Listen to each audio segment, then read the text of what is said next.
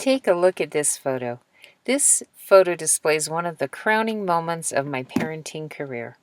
My kids got into a mud, but instead of reprimanding them or worrying about how hard it was going to be to clean them up, I just grabbed the camera and lived in the moment. My name is Connie. I am not a perfect parent, but I have 6 kids that are all alive and well, and I've read many parenting books, and I've been in the trenches, and I've attended classes and lectures, and I have gleaned dozens of great parenting tools, and I'm here to share with you the choicest tidbits.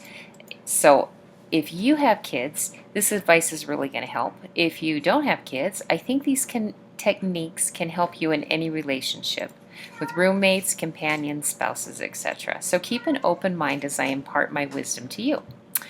Here are my favorite tools from my parenting toolbox to share with you. There are 4 tips that I'm going to go over today. They are: first, choose your battles; second, follow through; third, stay out of fights; and finally, I will share with you a tool for fixing your mistakes. To begin, choose your battles. You know, it is exhausting just being a parent, and if you have too many rules, it will run you ragged trying to enforce them all. Simplify by removing the temptations. If you remove a temptation, you remove a rule. And the fewer rules you have, the easier it is for the household to live in peace. For example, if you've got a lot of breakables around the house, put them all in one area so you have just one do not touch area rather than spending all your time saying do not touch, do not touch, do not touch all over the house. All right, so then as parents, we have what is known as the instant obedient voice. That is the voice that you use for emergencies, that you want to have powerful for when you prevent a child from running out in the street.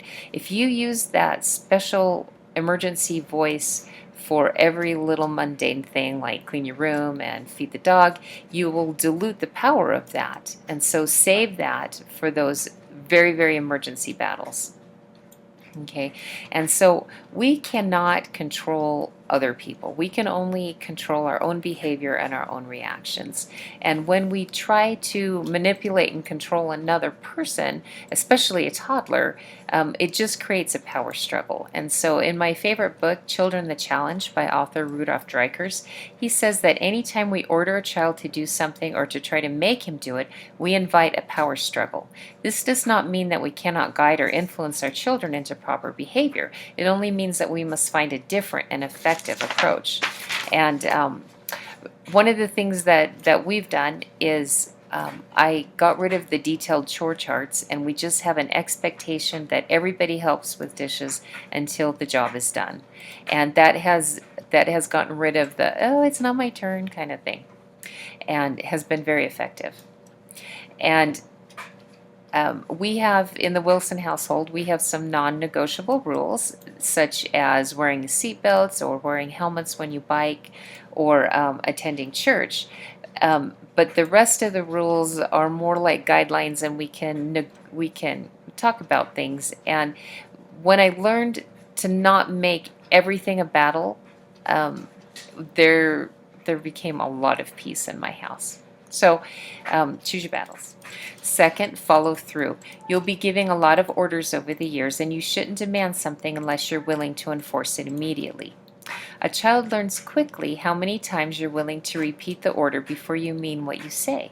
It may be once, it may be 7 times. If you shorten your fuse and then have her report back to you, then you won't have to keep telling her, and otherwise you'll be a nag.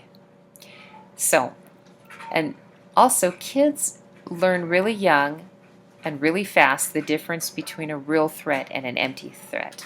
So things like, I'll never take you to the store again, and clean your toys or I'm throwing them all out, those are lies that the kids can see through, so save your breath. Only threaten with consequences that you're willing and able to enforce. And choose those wisely, because some of them are more trouble for the parent than for the kids, and then that defeats the purpose. Third, stay out of fights. When you walk into a situation, you really don't know what happened the moment before you arrived. You might see one kid take a toy from another kid. Don't go to the defense of the kid who suddenly had his toy taken because they could have been provoking it, and so you don't know. You didn't see it, and so can't cast judgment. Just let them work that out on their. This is tricky because Mosiah 4:14 states, "And you will not suffer your children that they go hungry or naked, neither will you suffer that they transgress the laws of God and fight and quarrel." But the answer isn't to solve all their problems. They actually will fight less in the long run if they have to work things out on their own. Interference and arbitration may stop the fighting momentarily, but it fails to teach them how to avoid the next fight or how to settle conflict in another way. And this applies to fights with neighbor kids or with school friends. So don't try to solve their social problems. It's a skill that they need to learn themselves. Now for the powerful tool for fixing your mistakes. Let me demonstrate through an experience. When my second son was about 9 years old, and he was a master at the power struggle. Oh, we used to really get into it. And my husband was deployed at the time. He was off to Kuwait, and I was doing the single parenting thing with 5 kids. And it was Sunday morning, and Isaac hid instead when it was time to go to church. So I took the other 4 kids to church, and as I sat there, I was thinking, all right, what is the next logical consequence? Because Isaac had disobeyed a really big family rule of ours, and as the sacrament was being passed, I thought, what would Jesus do? And I didn't picture Jesus coming up with another punishment. I pictured him tousling his hair and giving him a hug and maybe laughing to diffuse the tension. And I thought, wow, I am really playing this wrong.